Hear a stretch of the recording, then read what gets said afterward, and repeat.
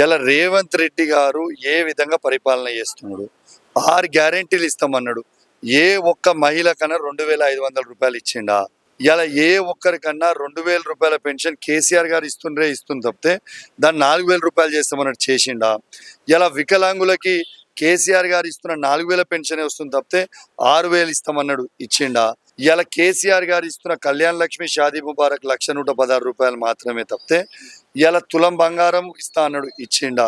ఇలా ఒక్కసారి ప్రజలందరూ కూడా ఆలోచన చేయాలి. అభివృద్ధి లేకపోతే ఇవాళ ప్రజలు ఇవాళ సన్న బియ్యం ఇస్తే ఇక మా పక్కకున్నాడు చూడు ఫ్రీ బస్సు.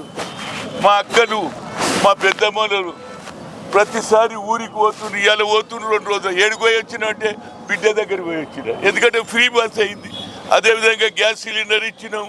అదేవిధంగా 200 మెగావాట్ ఏదైతే కరెంటు దోపట్టు ఉన్న వాళ్ళకి ఫ్రీ ఇచ్చినాం. ఆల్మోస్ట్ అన్ని రైతులకు రుణమాఫీ చేసినాం. ఇక మాటికి అపోజిషన్ ఒకటి ఏం చేయలేదు. ప్రజలను అడిగితే తెలుస్తుంది.